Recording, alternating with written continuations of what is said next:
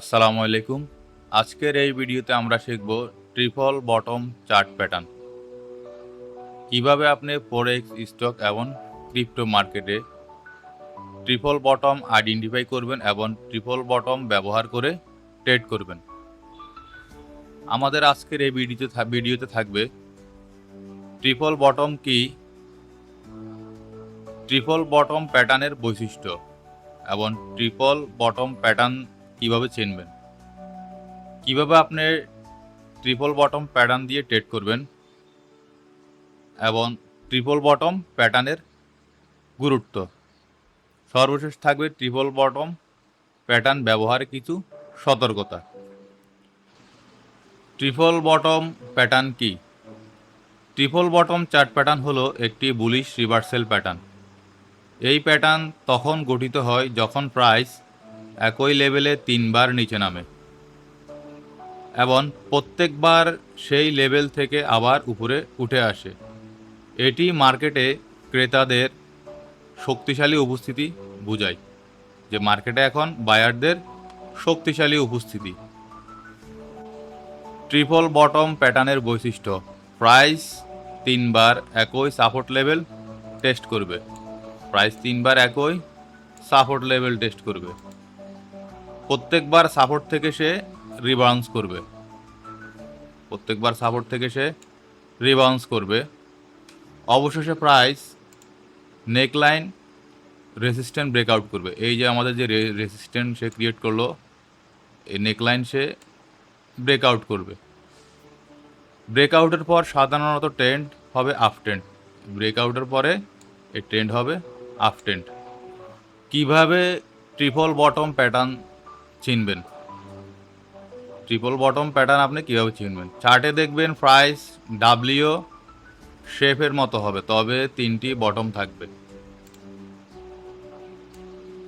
এরকম ডাব্লিউ শেপের মতো হবে, তবে বটম থাকবে 3টি বটম থাকবে।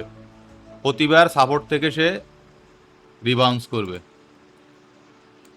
প্রাইস যতবার সে বটম তৈরি করবে ততবার সে রিবাউন্স করে সে রেসিস্ট্যান্টে যাবে। আবার সে রিবাউন্স করবে একই লেভেল বা তার কাছাকাছি লেভেল ক্রিয়েট করতে, অথবা নিচে বা উপরে সাপোর্ট লেভেল সে ক্রিয়েট করবে। এরপর সে আবার বাউন্স করে উপরে যাবে, আবার সে ফিরে আসবে। এসে কিন্তু সে আবার বাউন্স করে, এই বাউন্সে সে তার এই যে নেকলাইন সে যে রেজিস্ট্যান্ট ক্রিয়েট করলো, এই রেজিস্ট্যান্ট সে ব্রেকআউট করবে। ব্রেকআউট করার পরে এই ট্রেন্ডটা হবে বুলিশ রিভার্সাল ট্রেন্ড। এই যে দেখুন প্রাইস এখানে একটা ডাউন ট্রেন্ড র্যালির পরে সে এই লেভেলে এসে একটা বটম ক্রিয়েট করলো, ফার্স্ট বটম সে ক্রিয়েট করলো। এরপরে সে এখান থেকে বাউন্স করলো, বাউন্স করে সে আবার ড্রপ করলো, ড্রপ করে সে সেকেন্ড বটম ক্রিয়েট করলো।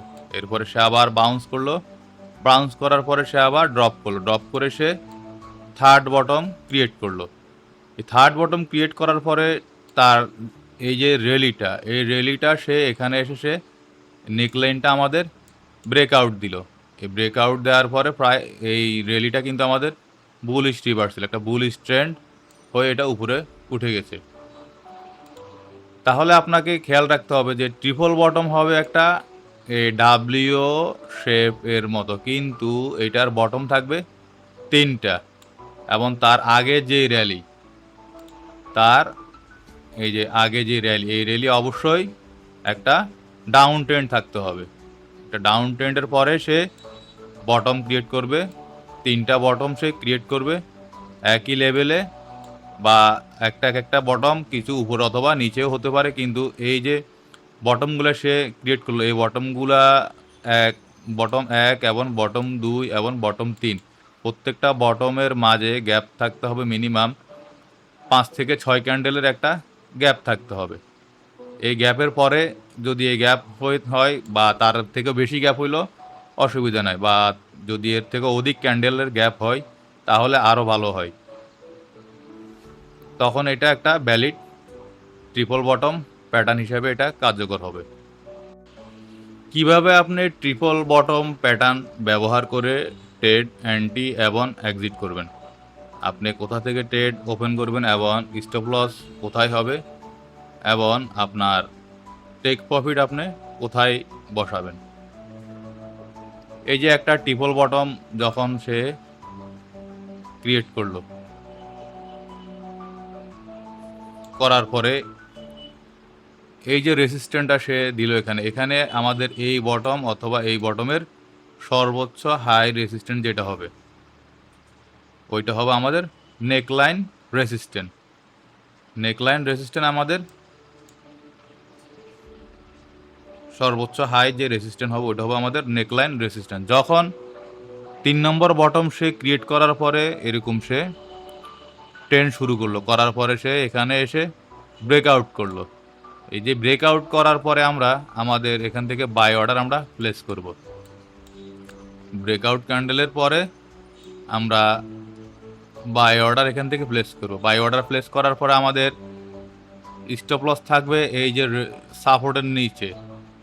আমাদের যে সাপোর্ট, এই সাপোর্টের কিছু নিচে থাকবে আমাদের স্টপ লস, এবং আমাদের টেক প্রফিট থাকবে যেখান থেকে এন্ট্রি আমাদের ওইখান থেকে আমাদের টেক প্রফিট হবে এই যে নেকলাইন, এই নেকলাইন থেকে আমাদের সাপোর্ট পর্যন্ত যে ডিস্টেন্স এই ডিস্টেন্স হবে আমাদের টেক প্রফিট লেভেল হবে আমাদের নেকলাইন থেকে সাপোর্টের ডিস্টেন্স, এবং এসএল হবে আমাদের সাপোর্টের নিচে।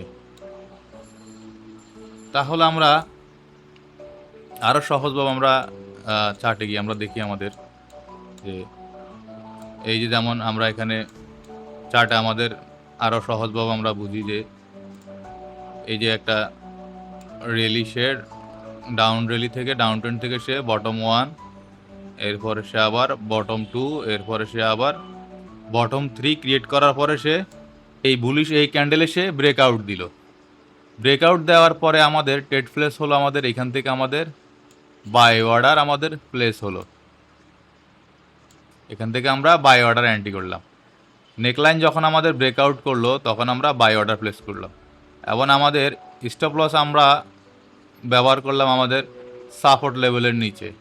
যে সাপোর্টের নিচে আমাদের এসএল হবে, এবং আমাদের টিভি হবে এই নেকলাইন থেকে সাপোর্ট পর্যন্ত যেই গ্যাপ, ওই গ্যাপ হবে আমাদের, ওই ডিস্টেন্স হবে আমাদের টেক প্রফিট। মানে হচ্ছে আপনার ট্রিপল বটম দিয়ে আপনার ট্রেড করতে হলে আপনার রিস্ক রেওয়ার্ড রেশিও থাকবে আপনার 1:1। আপনার স্টপ লস যতটুকু হবে টেক প্রফিট আপনি ততটুকু ব্যবহার করবেন। ট্রিপল বটম প্যাটার্নের গুরুত্ব, এই চার্ট প্যাটার্ন বোঝায় যে মার্কেটে আর প্রাইস নিচে নামতে চাচ্ছে না, বরং নতুন করে আপট্রেন্ড শুরু হবে। তাই ফরেক্স, স্টক এবং ক্রিপ্টো মার্কেটে এটি একটি গুরুত্বপূর্ণ বুলিশ সিগন্যাল প্রদান করে থাকে। এই ট্রিপল বটম প্যাটার্ন ব্যবহারে কিছু সতর্কতা। ট্রিপল বটম প্যাটার্ন সবসময় নির্ভুল সিগন্যাল দেয় না, তাই ক্যান্ডেলস্টিক, ইন্ডিকেটর এবং ভলিউম চেক করে কনফার্ম হওয়া জরুরি ট্রিপল বটম প্যাটার্ন দিয়ে ট্রেড করতে। আপনার যদি ফরেক্স ট্রেডিং নিয়ে কোনো প্রশ্ন থাকে তাহলে নিচে কমেন্ট করুন, আমরা উত্তর দেব ইনশাআল্লাহ।